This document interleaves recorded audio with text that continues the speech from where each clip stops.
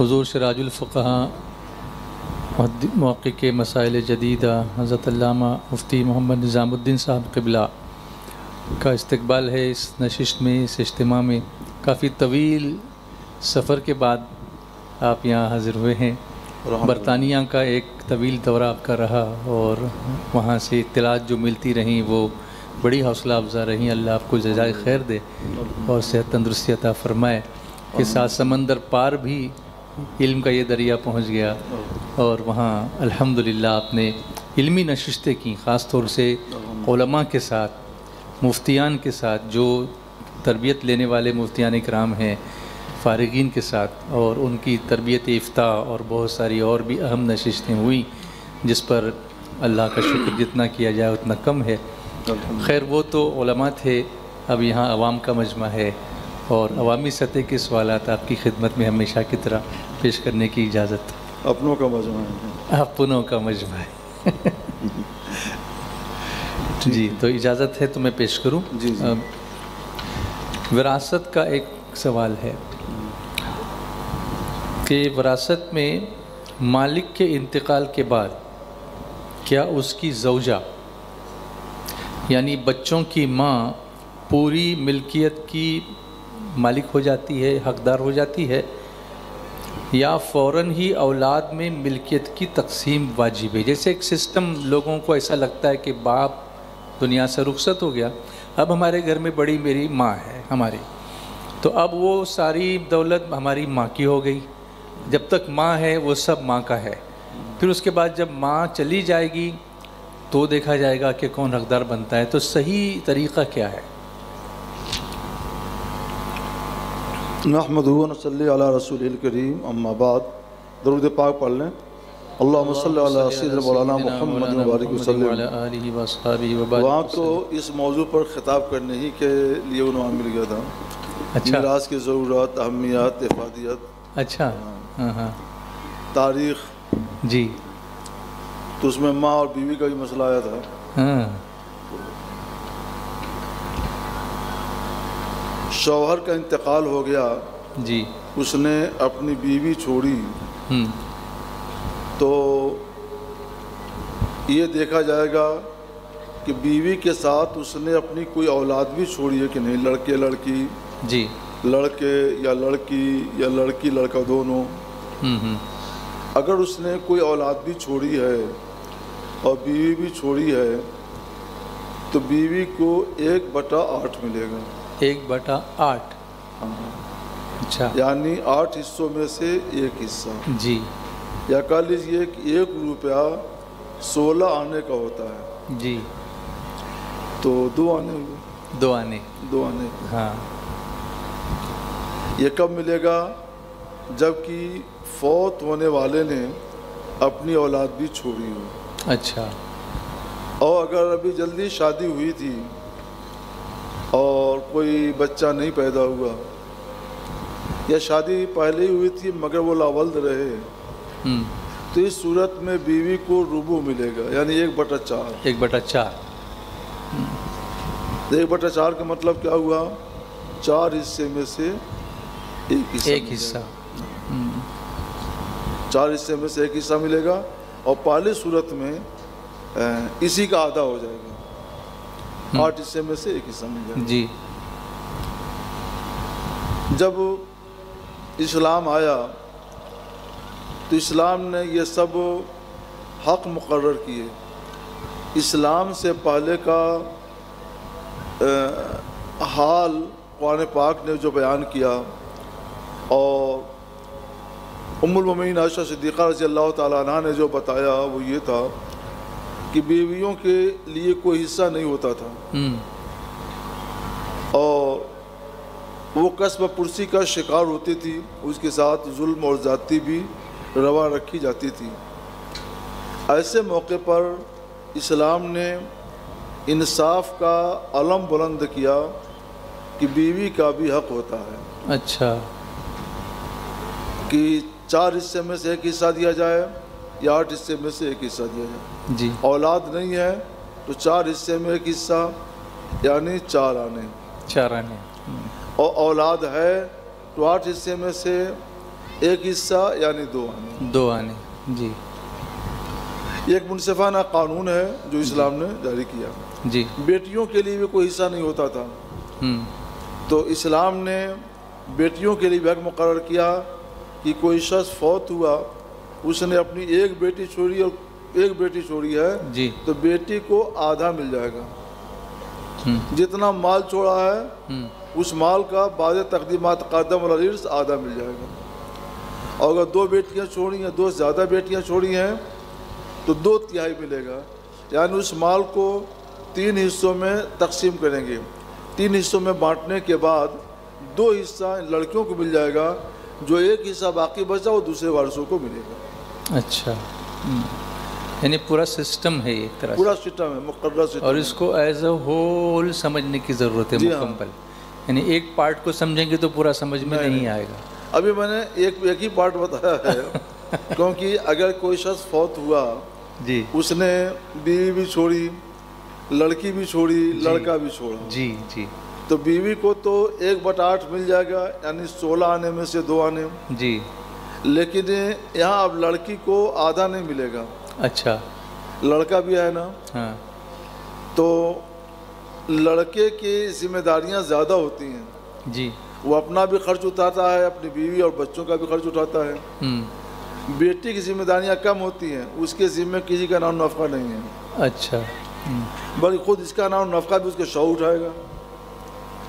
تو اس وقت میں للذکر مثل حظ الانثیین کا قانون جاری ہوتا ہے کہ 3 حصہ کر کے 2 حصے لڑکے کو دیے جائیں گے، 1 حصہ لڑکے کو دیا جائے گا.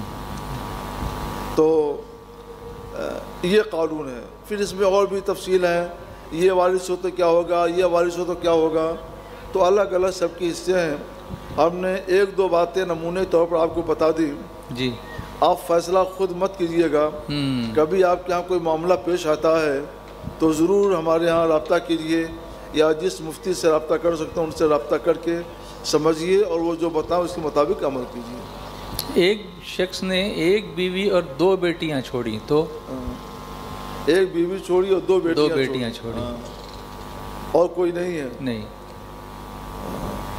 اس میں کیا ہے کہ بیوی کو تو 8واں حصہ ہی ملے گا، اور لڑکیوں کو 2/3 ملے گا. لیکن جب کوئی بھی نہیں ہے، صرف یہی ہے، تب 2/3 نہیں بلکہ 8واں حصہ کے بعد جو کچھ ہے وہ سب بچیوں کو مل جائے گا. اچھا. یعنی وہ دونوں بیٹیوں میں دونوں بیٹیوں کو مل جائے گا، تقسیم ہو جائے گا. اچھا. اور یہ جو میں نے سوال کیا تھا کہ گھر میں سب نے رضامندی کر لی کہ ابھی جو والد صاحب گئے ہیں تو اب ہماری ماں مالک ہے ساری چیزوں کی، تو جب تک ماں ہے اس وقت تک ہم تقسیم نہیں کریں گے، ماں کے فوت ہونے کے بعد دیکھا جائے گا. تو اس طرح کر سکتے ہیں یا نہیں کر سکتے؟ یہ کر سکتے ہیں. یہ ان کا اپنی ماں کے ساتھ بہتر برتاؤ ہے، ماں کا ادب و احترام ہے کہ سب مل کر ماں کی خدمت کرنا چاہتے ہیں، اور اس لیے وہ اپنا حصہ تقسیم نہیں کر رہے ہیں. ایسا کرنا جائز ہے، اور ماں کے احترام میں ہو اور کسی کا کوئی حق نہ دبے، سب کے سب اس پر راضی ہوں، تو یہ جائز کیا بہتر بھی ہے، اچھا یہ کر سکتے ہیں. تو اسی طرح اگر بھائیوں میں بھی انڈرسٹینڈنگ ہو کہ ابا بھی چلے گئے، امی بھی چلی گئی، لیکن بھائی ساتھ میں رہتے ہیں، اب وہ تقسیم نہیں کر رہے ہیں، سب مل جل کر اگر سب راضی ہیں جی تو کر سکتے ہیں، جب تک چاہیں تب تک کر سکتے ہیں. اچھا. کسی کے دل میں کوئی خیانت اور ناانصافی نہ ہو تو وہ ایسا کر سکتے ہیں. مگر ایک بات واضح کر دوں کہ یہ جو کہا گیا کہ ماں مالک ہے یا بھائی مالک ہے، نہیں، صرف ماں مالک نہیں ہے، صرف بھائی مالک نہیں ہے. اسلام نے، قرآن نے، اللہ عز و جل نے تمام وارثوں کو مالک بنایا ہے. جی. مثلا ایک شخص فوت ہوا، اس نے چھوڑا اپنی بیوی کو، اور اس نے چھوڑا اپنی ماں کو اور اپنے والد کو. ماں کو بھی چھوڑا، والد کو بھی چھوڑا، بیوی کو بھی چھوڑا، اپنی چند لڑکیوں کو چھوڑا، چند لڑکوں کو چھوڑا. تو یہ جتنے لوگ ہیں ان سب کا اسلام نے، قرآن نے حصہ مقرر کر دیا ہے، اور اپنے اپنے حصے کی مقدار سب مالک ہیں، کوئی ایک مالک نہیں ہے. اچھا. اب جو کہتے ہیں کہ ماں مالک ہے تو اس کا مطلب کیا ہے کہ اس کی تقسیم ماں کے ذریعے ہوگی. تقسیم کا کی مالک ماں ہے, وہ جب چاہے تقسیم کر دے. بڑا بھائی مالک ہے کہ اس کی تقسیم کا اختیار ہم لوگ اسے دیتے ہیں, وہ جب چاہے اپنی صوابدید کے مطابق تقسیم کر دے. جی, وہ مال کا مالک نہیں بناتے ہیں, جی, انتظام کی ذمہ داری دیتے ہیں, انتظام کا مالک بنا دیتے ہیں. یہ جائز, اس میں کوئی حرج نہیں ہے. جی, ایسا کر سکتے ہیں. کر سکتے ہیں. اچھا, 2 بیٹیوں کا جو پوچھا تھا میں نے, تو آپ نے فرمایا کوئی اور نہیں ہے تو ان دونوں کو ملے گا. ہاں, تو اس کے بھائی, مرحوم کے بھائی بہن ہو اگر, تو پھر کیسے تقسیم ہوگا؟ اگر مرحوم کے بھائی بہن ہیں جی, تو پھر اس وقت یہ طریقہ بدل جائے گا. یعنی یہ ہوگا کہ اس کی بیوی کو دے دیں گے, اور اس کی لڑکی کو, ایک لڑکی ہے, 2 لڑکیاں ہیں, تو دونوں لڑکیوں کو 2/3 دے دیں گے. جی, اور باقی جو بچا تو وہ باقی ازروِ عصوبت, یعنی میت کا قریبی رشتہ دار ہونے کی وجہ سے اس کے بھائی کو مل جائے گا. اچھا, جو باقی بچے گا اس کو مل جائے گا. یعنی ایک دم کلیئر کٹ سب انسٹرکشنز ہیں. ہاں, جی, کہیں بھی خلط ملط نہیں ہے اس میں. پھر اس میں بھی کچھ کام پہلے بھی, تقسیم سے پہلے بھی کچھ کام کیے جاتے ہیں. ہاں, وہ کیا ہے کہ میت کی جائیداد سے, اس کے ترکے سے سب سے پہلے میت کے کفن کا اور دفن کا انتظام کیا جاتا تو ہے. یہ اسی کے پیسے سے ہوتا ہے, ہاں, چھوڑے ہوئے پیسے سے. اگر لوگ اپنے پیسے سے کر دیں تو بہت اچھا ہے, تو ٹھیک ہے نا, نہیں تو اس کے پیسے سے کیا جائے. اچھا, نہیں دوسرے لوگ بھی کر سکتے ہیں اپنے ہاں, دوسرے بھی کر سکتے ہیں, ہاں, لیکن اسلام نے مقرر کر دیا کہ اس کے پیسے سے کیا جائے. جی, اور کوئی کر دیتا ہے تو بہت اچھا ہے, جی, جی, نہیں کرتا ہے تو اس کا پیسہ موجود ہے, اس کے پیسے سے کیا جائے گا. کیا جائے گا. تو کفن کا انتظام, دفن کا انتظام متوسط خرچے سے اس سے کیا جائے. 2 ہو گیا. جی, اس کے بعد جو مال بچے گا, جی, اس سے اس کے ذمے کچھ قرض ہو تو وہ قرض ادا کر دیا جائے. اس پر لوگوں کا دھیان نہیں ہوتا ہے نہیں, عام طور قرض کی ادائیگی کے بعد جی, اب دیکھیں گے کہ اس نے کسی کے لیے کوئی وصیت کی, غیر وارث کے لیے کوئی وصیت کی ہے کہ نہیں. جی, وصیت کی ہے تو جتنا مال بچا ہے اس کے 1/3 کی مقدار میں یا اس سے کم میں وصیت نافذ کی جائے گی. جی, جب وصیت بھی نافذ ہو جائے تو اب دیکھیں کتنا بچا, جتنا بچا وہ وارثوں میں اس حساب سے تقسیم ہوگا جو حساب میں نے ابھی بتایا. تو غیر وارث کے لیے وصیت ہوگی, وصیت غیر وارث کے لیے, وارث کے لیے نہیں ہوگی. نہیں. اگر کسی وارث کے لیے اس نے کہا کہ جانے سے پہلے کتنا دے دیا جائے, تو اس کا جواب حضور سید عالم صلی اللہ تعالیٰ علیہ وسلم نے دے دیا ہے. جی, آپ ارشاد فرماتے ہیں الا لا وصیت لوارث, ہاں, سن لو, آگاہ ہو جاؤ, وارث کے لیے کوئی وصیت نہیں ہے. جی, پہلے کچھ وارثوں کے لیے وصیت تھی, مگر جب قرآن نے تمام وارثوں کا حق اور حصہ متعین کر دیا تو وصیت ان کے درمیان سے نکل گئی. جو غیر وارث ہے اس کے لیے ہی وصیت ہو سکتی ہے, اور وہ وصیت بھی جو چھوڑا ہوا بچا ہوا جو مال ہے اس مال کے 1/3 تک یا اس سے کم تک. اچھا, پورا نہیں دے سکے تو نہیں دیں گے. نہیں, 1/3 ہی میں نافذ ہوگا. 1/3, ہاں, 1/3 تک, ہاں, اس سے زیادہ نہیں, اس سے زیادہ اس سے کم ہوگا, اس سے زیادہ نہیں ہوگا. ہاں, تو اس کو اگر کوئی کلیم کرے, کیس کر دے, یہ تو میرے لیے لکھا ہوا ہے, تو اس کو کیسے نپٹا جائے گا پھر؟ وارث, ہاں, غیر وارث سمجھ لیجیے. نہیں, وہ تو کلیم کرتا ہے تو کلیم تو ہمارے پاس آئے گا نا, تب اس کو نپٹائیں گے انشاءاللہ. انشاءاللہ. اچھا, والدین کے انتقال کے بعد عام طور پر جو غفلت ہوتی ہے وہ بہنوں کے حقوق میں زیادہ ہوتی ہے. بھائی لوگ تو لے لیتے ہیں, لیکن وہ یہ سمجھتے ہیں کہ بہن تو بیاہ کر اپنے شوہر کے گھر چلی گئی ہے, اس کا تو چل ہی رہا اچھے سے, اس کو دینے کی کیا ضرورت ہے. تو یہاں عام طور پر یہ دیکھا جاتا ہے کہ بہنوں کا حصہ لوگ نہیں دیتے. یہ زمانے جاہلیت کی فکر پلٹ رہی ہے. اچھا, اور بہنوں تک پلٹ چکی ہے. بہنیں ہیں, پھوپھیاں ہیں, خالائیں ہیں. یہ خالائیں بھی تو کسی کی بہن ہوتی ہے نا, بہن ہوتی ہے. جو ہماری خالہ ہے وہ کسی کی بہن رہی, انہوں نے نہیں دیا, پھر ہمارے ذمہ آ گیا. پھوپھیوں کا بھی یہی ہو گیا, بہنوں کا بھی یہی ہو گیا, ماؤں کا بھی ہو جائے گا. تو یہ جتنی عورتیں ہیں یہ ستم رسیدہ ہیں, مظلوم ہیں. اور ہوتا کیا ہے کہ ہم تو دارالفتہ میں رہتے ہیں, ہمارے پاس مسائل آتے رہتے ہیں. اگر کوئی لڑکی ہمت کر کے اپنا حصہ لے لیتی ہے ماں کے ترکے سے یا باپ کے ترکے سے پھر وہ اپنے گھر جانا چاہے تو اس کے بھائی کہتے ہیں، اس کی بھابھی کہتی ہے کہ تم نے تو اپنا حصہ لے لیا، اب تم کیوں آ رہی ہو، چلو اب یہاں کچھ نہیں تمہارا. اچھا، انہوں نے ایک لفظ جاتا رہا، گیٹ آؤٹ، یہاں سے چلو، یہاں سے چلو. تو بچی گھر گھر ہوتا ہے. ہم بھی باہر گئے لیکن اب آئے ہیں تو گھر پہنچنے کے لیے طبیعت بے قرار ہے. جی، یہ زمین بہت اچھی ہے جی، مگر جو میرا گھر ہے وہ گھر ہے، اس سے جو پیار ہے وہ اس سے نہیں ہے. اور بچیوں کا دل تو نرم و نازک ہوتا ہے، وہ اپنا گھر چھوڑ کر گئی ہوتی ہیں دوسرے کے ہاں، تو وہ ہمیشہ یہ چاہتی ہیں کہ ان کا رشتہ اپنے بھائی سے بنا رہے، اپنی بھابھی سے بنا رہے، ان کا آنا جانا لگا رہے. اس لیے وہ اپنا حصہ نہیں لیتی ہیں اور رشتہ داری برقرار رہے اس پر اپنے حصے کو وہ ترجیح دیتی ہیں. جی جی. تو یہ تو ان کی قربانی ہے. اور ہم لوگ کیا کرتے ہیں کہ ان کو پورا ذبح کر دیتے ہیں، ان کو کوئی حصہ نہیں دیتے ہیں. نہیں دیتے. یہ ظلم ہے، زیادتی ہے، ستم ہے. اور جو قوم اپنی بہنوں کے ساتھ، اپنی خالاؤں کے ساتھ، اپنی پھوپھیوں کے ساتھ ظلم کرے گی، ان کا مال دبائے گی، تو وہ قوم پنپ نہیں سکتی ہے، وہ قوم فلاح یاب نہیں ہو سکتی ہے. یہ آپ کے ذمہ قرض ہے، قرض، بیٹیوں کا قرض ہے، پھوپھیوں کا قرض ہے، ان کا قرض ہے.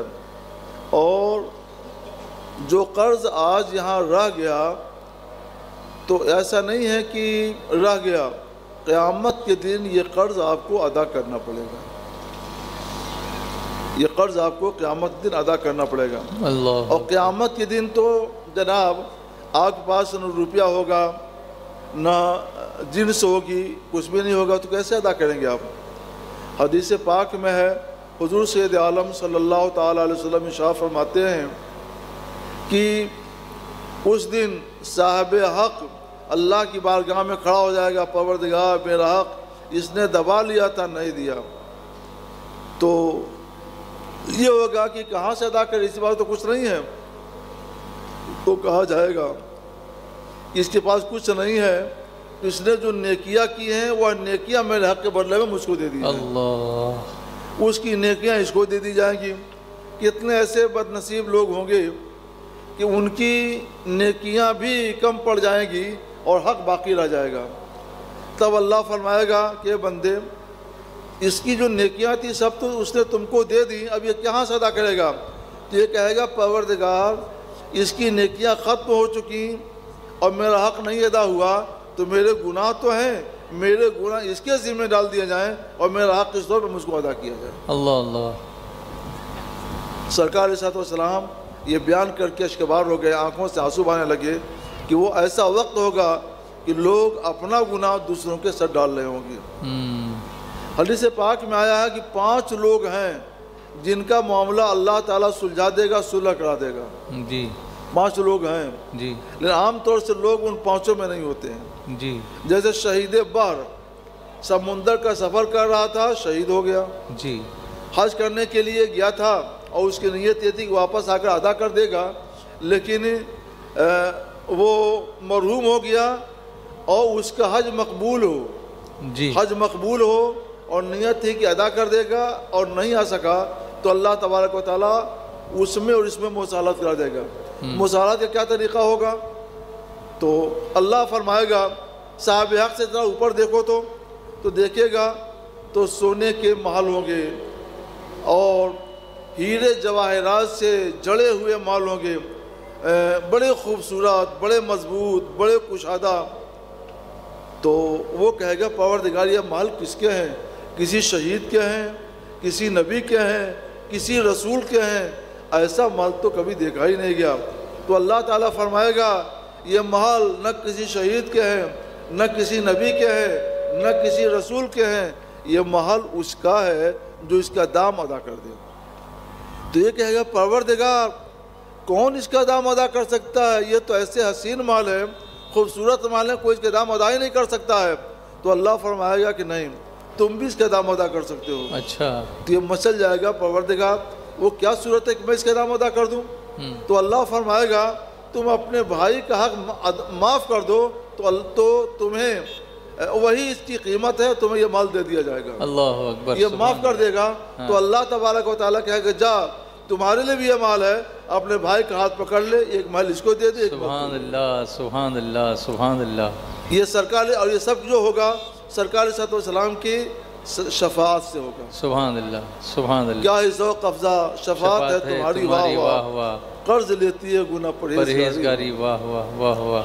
لیکن سب کا حج تو مقبول نہیں ہے جی، سب تو شہید بحر نہیں ہے، جی ایک دو اور ہے جی۔ اس لیے یاد رکھیے کہ آج نہیں تو کل دینا پڑے گا، تو کل کا بھروسہ نہ کیجیے، آج ہی ادا کر دیجیے۔ تو اگر بہنیں اگر خوشی سے معاف کر دیں اپنا حصہ، معاف نہیں کرتی ہیں صاحب، وہ معاف نہیں کرتی ہے، نہیں کرتی، وہ یہ کہتی ہے جی کہ بھیا یا بابو تم لوگ اس کو آپس میں بانٹ لو، ہمیں کوئی ضرورت نہیں، ضرورت ہے، اس کا دل کہہ رہا ہے ضرورت ہے، ہمیں حاجت ہے، مگر ماں باپ کا گھر ہے، اسے جو پیار ہے، اسے جو محبت ہے، وہ محبت اس سے کہلا رہی ہے، تم یہ کہو، کیونکہ اگر وہ ایسا نہیں کہے گی تو آنا جانا اس کا بند ہو جائے گا۔ وہ یہ نہیں چاہتی ہے کہ ماں باپ کے گھر آنا جانا بند ہو جائے، اس لیے وہ کہتی ہے تم لوگ آپس میں بانٹ لو۔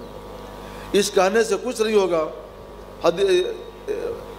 فقہا فرماتے ہیں کہ لو قالت ترکت حقی لم یسقط حقہ، اگر کسی نے کہہ دیا کہ اللہ نے میرا جو حق مقرر کیا میں نے اس کو چھوڑ دیا ہے تو نہیں چھوٹے گا، اس کا حق باقی رہے گا۔ اچھا یہ ہے، اچھا اچھا، کیونکہ حق تو اللہ نے دیا ہے نا، جی، جو حق اللہ نے دیا ہے تو اس کا یہ مالک ہے، اس کو چھوڑنے کا یہ چھوڑ نہیں سکتا ہے، اسے ان کو دینا ہی دینا پڑے گا اور اسے لے ہی لینا چاہیے۔ اس لیے معاملہ آپ لوگ دنیا ہی میں حل کر لیجئے، اگر بہنوں کا اور خالہوں کا پھوپھیوں کا حق باقی ہو تو سمجھ لیجئے اور اس کو ادا کر دیجئے۔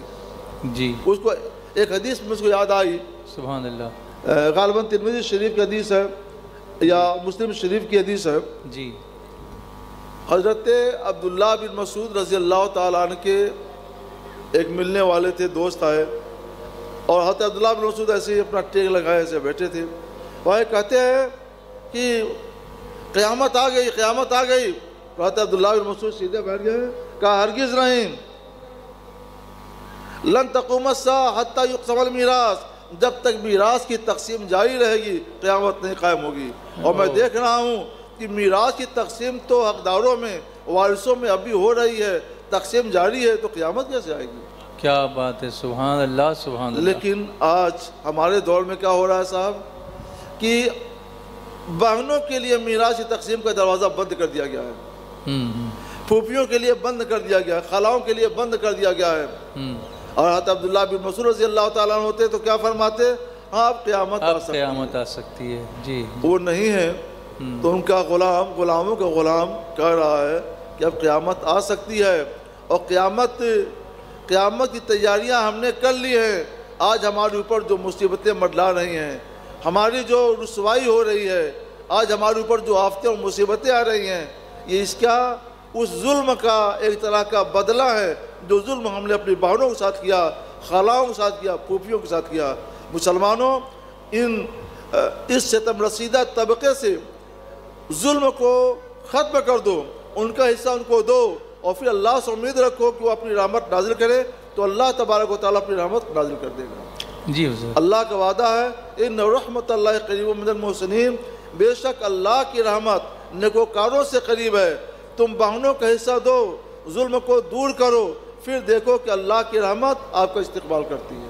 کہیں ایسا بھی ہوتا ہے حضرت کہ ایک گھر ہے، اس میں ساتھ میں رہتے ہیں، والد کا انتقال ہو گیا، والدہ بھی گئیں، اب بہنیں ہیں، بھائی ہیں، اب اس کو تقسیم نہیں کر سکتے ہیں، تو اگر یہ کیا کہ جو اس کا حصہ بنتا ہے اتنی رقم اس کو دے دی بہن کو، یا اسی جگہ اتنی کہیں اور اس کو دلا دی، تو اس طرح کمپنسیٹ کر سکتے ہیں؟ اگر مکان چھوٹا ہے یا اتنے لوگ ہیں کہ سب میں تقسیم کیا جائے تو رہنے بھر کا نہیں رہے گا، یا بہنیں راضی ہیں کہ ہم کو مکان نہ دے کر اس کا بدلہ دے دیا جائے، تو ان صورتوں میں اس کی جو واجبی قیمت ہوتی ہے لگا کر کے اور بہن کو دے دیا جائے، تو یہ بھی حصہ ہی دینا ہے۔ جی جی جی الحمدللہ. اس کو تخارج کہا جاتا ہے شریعت کی اصطلاح میں، کہ حصے میں سے ترکے میں سے کچھ لے کر اور حصہ لینے سے الگ ہو جانا، اس کو تخارج کہا جاتا ہے.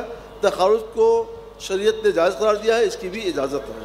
الحمدللہ الحمدللہ. تو پہلے میں ان لوگوں سے ذرا سمجھ لوں جی کہ اتنی سب باتیں ہوئیں، جی آپ لوگ اگر ایسا کر چکے ہیں تو ابھی توبہ کر لیں، جی دل میں توبہ کر لیں، جی. اور اس عزم کے ساتھ یہاں سے جائیں کہ ہمارے ذمے ہماری بہنوں کا جو حق ہوتا ہے، پھوپھیوں کا جو حق ہوتا ہے، خالاؤں کا جو حق ہوتا ہے، ہم دنیا ہی میں ادا کر دیں گے. اور یاد رکھیں، آپ دنیا میں ادا کر دیں گے تو قیامت کے دن اللہ تعالیٰ کی رحمت آپ پر برسے گی. جی. والد حیات ہیں اور ان کی بیٹی کا انتقال ہو گیا، یعنی نانا حیات ہیں اور امی کا انتقال ہو گیا، تو کیا نانا کی وراثت میں نواسوں کا حصہ ہوگا؟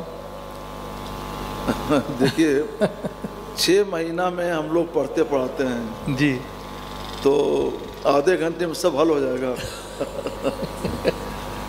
6 مہینہ لگتا ہے تب ہوتا ہے. ہاں کیا ہے بتائیے. ہاں نانا حیات ہیں، ان کی بیٹی یعنی بچوں کی ماں، بچوں کی ماں، ان کا انتقال ہو گیا، نواسے موجود ہیں یا نواسیاں موجود ہیں، تو نانا کی وراثت میں ان کو حصہ ملے گا، نواسوں کو؟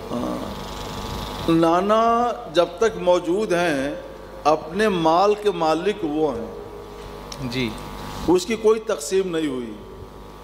جب ماں کا انتقال یعنی ان کی بیٹی کا انتقال پہلے ہو گیا تو وہ بیٹی اس میں سے کچھ بھی حصے کی حقدار نہیں ہوئی، اور اپنی ماں کے واسطے سے اب یہ بیٹے یا اولاد اپنے نانا کے وارث نہیں ہوگی. لیکن یہ نظام میراث ہے، جی قانون میراث ہے. جی.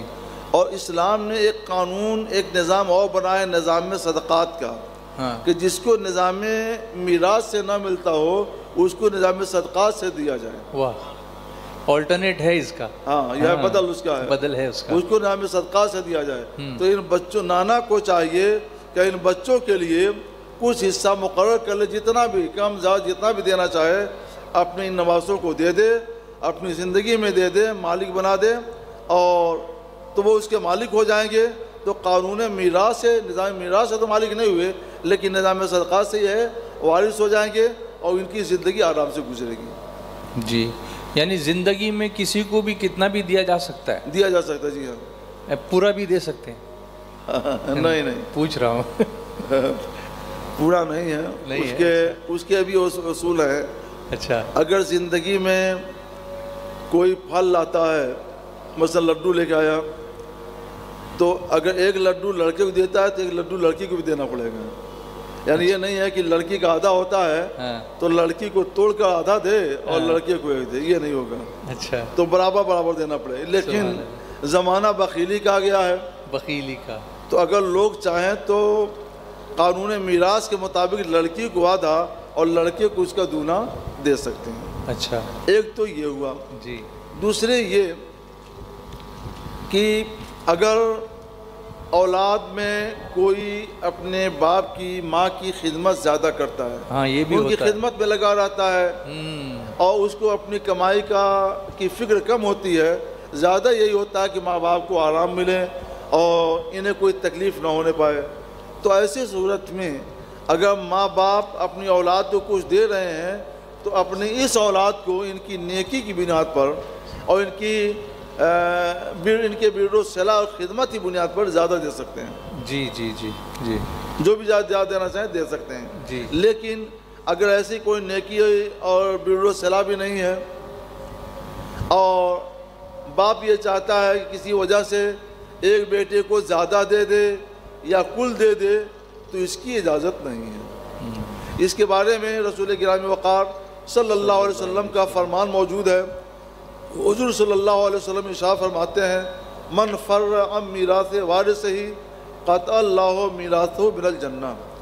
جو اپنے کسی وارث کو حصہ دینے سے بھاگے تو اللہ تعالیٰ جنت سے اس کا حصہ کاٹ دے. اللہ اکبر. اب اگر پورا حصہ کاٹ دے گا تو پورا حصہ جنت سے کٹ جائے گا، آدھا حصہ کاٹے گا تو آدھا حصہ اس کا کٹے گا. تو اس کا مطلب کیا ہوا کہ جو جنت سے پورا حصہ لینا چاہتا ہے تو اپنے لوگوں کو یعنی اولاد ہیں، بچے ہیں، تو ان کو ان کا حصہ پورا پورا دے. جی اس میں ایسا نہ ہو کسی کو کل دے دے اور کسی کو محروم کر دے. جی ایسا بھی نہ ہو کسی کو زیادہ دے اور کسی کو کم دے دے، بلکہ سب کو برابر برابر دے. جی بس لڑکے اور لڑکی میں شریعت یہ اجازت دی ہے کہ اگر تمہارا دل نہیں راضی ہے، بخیلی کرنا چاہتے ہو تو اور اپنی زندگی میں بانٹ رہے ہو، تو لڑکی اور لڑکے کے درمیان نظام میراث جاری کر سکتے ہو کہ لڑکی کو آدھا دے دو اور لڑکے کو اس کا دونا دے دو. اور یہ صورت وہ ہے کہ کوئی لڑکا لڑکی خدمت زیادہ کرتے ہیں ماں باپ کی، تو اس خدمت کی وجہ سے ان کو زیادہ دے دیں. اگر یہ بات نہیں ہے تو پھر برابر برابر دینا پڑے گا، اور اس کے خلاف کریں گے تو جنت سے آپ کا حصہ کٹے گا. اللہ اللہ. اب آپ کی مرضی جنت سے اپنا حصہ کٹائیں یہاں اپنے قرابت داروں کو ان کا حصہ پورا کا پورا ادا کریں. ماشاءاللہ بہت ہی تفصیل سے آپ نے پر کلیئر کٹ بتا دیا. اور یہ پورا سیشن 6 مہینہ والا نہیں بتایا 6 مہینے وہ اس کے لیے تو آپ کو پھر آنا پڑے. مگر جو بتا دیا یہ بھی ماشاءاللہ بہت جی بہت ہے الحمدللہ. میں امید کرتا ہوں کہ آپ سب اس کو اچھی طرح سمجھ رہے ہوں گے اور کہیں بھی اپنے بھائی بہنوں کا حق یا رشتہ داروں کا حق نہیں ماریں گے انشاءاللہ. اللہ ہمیں توبہ کی توفیق عطا فرمائے اور حقداروں کو ان کا حق دینے کی توفیق عطا فرمائے. حضرت میت کے جانے کے بعد یعنی انتقال کے بعد تیسرے دن زیارت کی قرآن خوانی وغیرہ ہوتی ہے، تیجا جس کو بولتے ہیں، تیجا ہے، یا اس کے بعد 10واں 20واں 40واں ایصال ثواب کی الگ الگ مختلف ہر جگہ الگ الگ رسمیں ہیں. تو سمجھ لیجئے تیسرے دن قرآن خوانی ہوئی، اس میں لوگوں کو پھر کھانا بھی کھلایا جاتا ہے. تو یہ کھانا کس کے پیسے سے ہونا چاہیے؟ کھانا کس کے پیسے سے ہونا چاہیے اور کس کے پیسے سے نہیں ہونا چاہیے؟ یہ بھی اچھا سوال ہے ماشاءاللہ. جی کھانے کا انتظام وارث اپنے اپنے پیسے سے کریں، اور اگر ماں باپ نے جو مال چھوڑا اس میں سے کر رہے ہیں تو پھر یہ دیکھا جائے کہ سارے وارث عاقل بالغ ہیں. جی اگر سب وارث عاقل بالغ ہیں، سمجھدار ہیں اور سب راضی ہیں کہ ماں باپ کے چھوڑے ہوئے مال سے فاتحہ کرا دی جائے تو جائز ہے. اچھا. اور اگر کچھ نابالغ ہیں یا کوئی غیر عاقل ہے، مجنون ہے، تو ان کا حصہ الگ کر کے رکھ دیا جائے گا. اور یہ جو سمجھدار لوگ ہیں، عاقل بالغ لوگ ہیں، یہ لوگ اپنے حصے سے ہی خرچ کر سکتے ہیں، دوسرے کے حصے کو استعمال نہیں کر سکتے. یعنی اسی دن یہ حساب کر لینا بہتر ہے، فوراً کر لینا چاہیے. جی جی جی یہ بات سمجھ. اگر اس میں سے خرچ کرنا ہے تو پھر یہ حساب فوراً کر لینا چاہیے پڑے گا، یا پھر اپنے قرض لے کر کہیں سے کریں، اپنے ذمے اپنے پیسے سے کریں. اور اگر چھوڑے ہوئے مال کرنا چاہتے ہیں جس کو ترکہ کہا جاتا ہے تو ان کو پھر تقسیم کر لینا چاہیے کہ چھوٹے بھائی کتنے ہیں ان کا حصہ الگ کر لیا جائے. کوئی مجنون ہے، ماتو ہے، ناسمجھ ہے، اس کا حصہ الگ کر لیا جائے. اسی طرح جو بہنیں ہیں ان کو بھی الگ کر لیا جائے، جو ناسمجھ بہنیں ہیں. جو عاقل بالغ وارثہ بچے ہیں وہ اپنے حصے سے ماں باپ کے لیے ایصال ثواب کا، فاتحہ کا، کھانے کا انتظام کر سکتے ہیں. یہ اب درست ہوگا. اچھا یہ انتظام تو انہوں نے کیا. اب یہ کھانا کون لوگ کھا سکتے ہیں اور کون نہیں کھا سکتے؟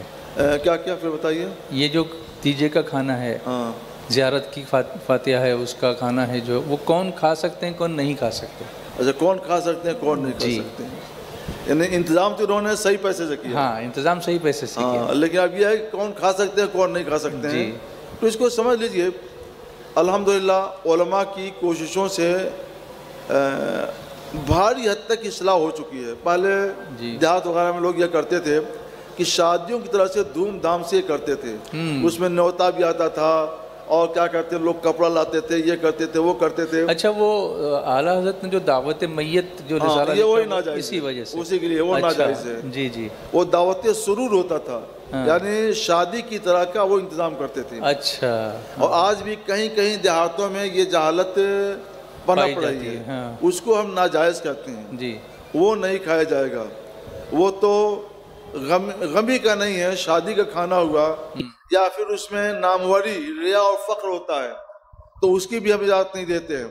سادہ طور پر ایصال ثواب کے لیے کھانا پکا لیا جائے، قرآن خوانی کر لی جائے اور دوست احباب، رشتہ دار، غریب، یتیم، بیوہ ان لوگوں کو جمع کر کے کھلا دیا جائے تو یہ کھانا حلال ہے، مباح ہے.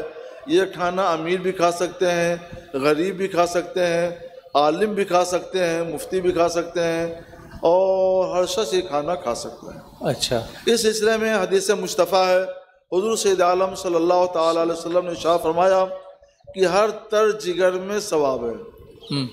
ہر تر جگر، جانور تر جگر والا یعنی زندہ جگر ہے، اس کو کھلا دو ثواب کی نیت سے تو اس کا بھی ثواب ملے گا۔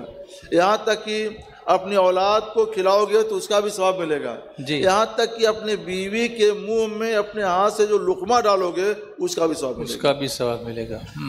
سرکار نے بیوی کی بات کیوں کہی کہ بیوی کو اپنے ہاتھ سے کھلانا، اس کے اپنے ہاتھ کے منہ میں لقمہ ڈالنا، یہ ایک طرح کی لذت کے لیے ہوتا ہے۔ جی جی جی، لیکن اس لذت کے ساتھ کوئی نیت کر لے، جی، کوئی نیت کر لے احسان کا، بھلائی کا، تو اس لذت کے باوجود اس کو صدقہ نافلہ کا ثواب ملتا ہے، ثواب ملے گا۔ واہ، کیا بات ہے!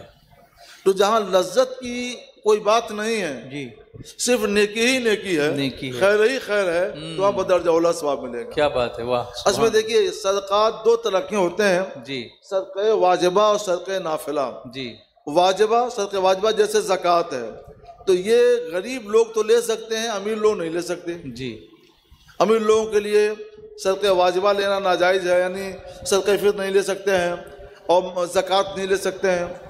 اور لے کے صدقہ نافلہ آپ کسی کو بھی، جیسے علماء کو آپ کچھ پیش کرتے ہیں تو آپ کہتے ہیں نذرانہ ہے، جی، اور کسی غریب کو پیش کرتے ہیں تو آپ کہتے ہیں یہ تصدق ہے، جی، اور کسی اور کو دے دیتے ہیں تو کہتے ہیں یہ بخشش ہے، یہ ہدیہ ہے۔ مختلف نام ہے، کوئی ہدیہ کہتا ہے، کوئی تحفہ کہتا ہے، کوئی بخشش کہتا ہے، کوئی نذر و نذرانہ کہتا ہے، لیکن سب کی حقیقت ایک ہے کہ یہ سب صدقہ نافلہ ہے۔ نافلہ ہے، جی، تو جیسے صدقہ نافلہ کسی بھی نام سے عالم کو دینا جائز، مفتی کو دینا جائز، فقیہ کو دینا جائز، عوام کو دینا جائز، خواص کو دینا جائز، اپنوں کو دینا جائز، بیوی کو دینا جائز، یہ سب صدقہ نافلہ ہے۔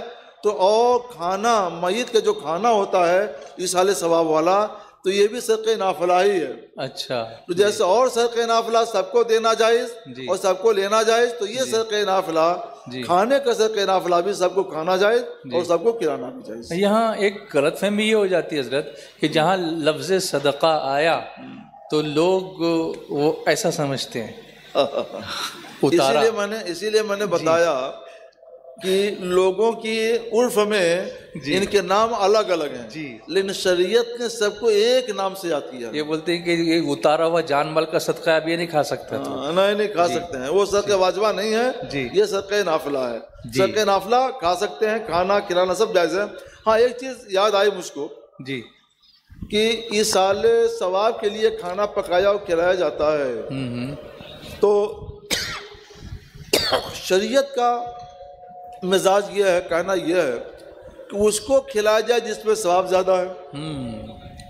تو غریبوں، مسکینوں، یتیموں، بیواؤں کو کھلانے میں ثواب زیادہ ہے، جی، تو اس میں ان کو کھلانا اچھا ہے، اولا ہے، جی، اور امیروں کو کھلانا خلاف اولا ہے، جی، لیکن جائز یہ بھی ہے اور جائز وہ بھی ہے، اچھا، جی، جواز میں کوئی کلام نہیں ہے، جی، جائز یہ بھی ہے، جائز وہ بھی ہے۔ جی، جی، چلیے یہ وہ طویل ٹاپک ہو گیا وراثت کے تعلق سے اور دوسری چیزوں کے تعلق سے۔ ایک کمپیکٹ ایک دم بالکل جامع سوال آیا ہے، اس میں ساری چیزیں جو اکثر جگہوں پر آپ کے ذریعے ہم سنتے رہتے ہیں وہ شامل ہوں گی ایسی مجھے امید ہے۔ انویسٹمنٹ کی جائز صورت کیا ہے؟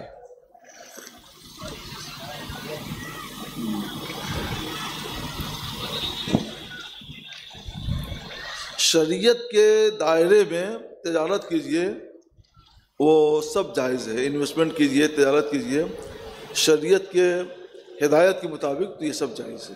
وہ اس تناظر میں ہے، ابھی کچھ 2-4-5 دن پہلے کی بات ہے، ایک بہت بڑی کمپنی بڑا منافع دیتے دیتے ٹھپ ہو گئی اور لوگ خلاش وہ شریعت کے خلاف ہوگا۔ جی، ہاں، جہاں شریعت اجازت دیتی ہے تو وہاں شریعت ذمہ لیتی ہے، نقصان نہیں ہوگا تمہارا، جی، یعنی اچانک اس طرح بربادی نہیں آئے گی۔ جی، تو جب لوگ زیادہ نفع کے لیے اس طرح کرتے ہیں اور اس میں سودی کاروبار شامل ہو جاتا ہے، جی ہاں، تو وہ اچانک گر جاتا ہے۔ جی، جی، جی، سود کے لیے تو قرآن نے پہلے اعلان کر دیا ہے، یمحق اللہ الربا ویربی الصدقات، اللہ سود کو مٹاتا ہے اور صدقات کو بڑھاتا ہے۔ بڑھاتا آپ بڑھانا چاہتے ہیں صدقہ دیجئے، اور مٹانا چاہتے ہیں سود دیجئے، سود لیجئے۔ جہاں ایسا ہوتا ہے نا تو اس کے اندر سود کے کیڑے اور سود کی نحوست ہوتی ہے، پھر وہ تباہ ہو جاتا ہے۔ سود سے بچیے، سودی کاروبار سے بچیے۔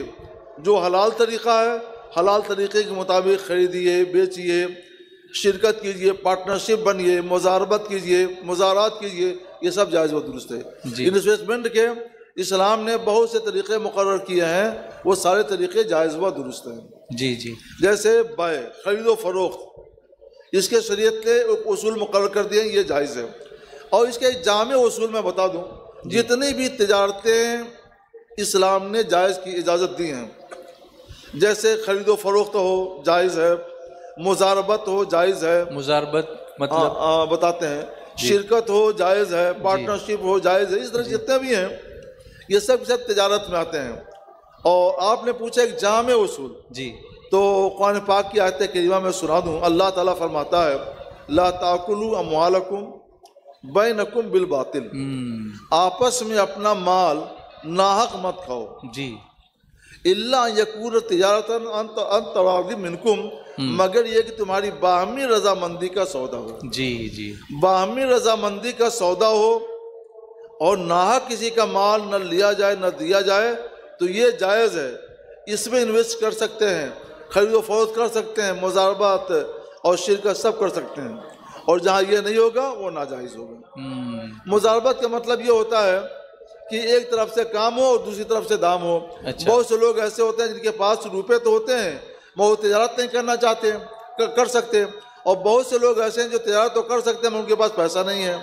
تو ان کے لیے شریعت نے یہ مقرر کیا ہے کہ جس کے پاس پیسہ ہے تجارت نہیں کر سکتا، کہ اس کو دے جو تجارت کر سکتا ہے اور پیسے سے محروم ہے، تو وہ بھی کمائے اور یہ بھی کمائے، دونوں کا بھلا ہو۔ اس کو مزاربت کہتے ہیں۔ سلیپنگ پارٹنر بھی ہوتے ہیں جیسے، ہاں جی تو یہ جو ہے مزاربت کہلاتا ہے۔ جی اور دونوں پیسہ ملا کر کے کاروبار کریں گے، اس کو شرکت کہتے ہیں، پارٹنرشپ بولتے ہیں۔ اچھا ایک تو کلیئر ہو گیا مغرب کی اذان۔ جی اذان کی آواز آ رہی ہے، ہمیں آ رہی ہے، یہاں بھی اذان ہوگی حضرت، انشاءاللہ اس کا جواب دیجیے گا۔ تو اسی پر ہم اکتفا کرتے ہیں آج، تو پیاس تو بجھی نہیں بلکہ اور بڑھ گئی، تو انشاءاللہ کسی اور موقع پر انشاءاللہ۔ جی السلام علیکم ورحمۃ اللہ۔ وعلیکم السلام ورحمۃ اللہ وبرکاتہ۔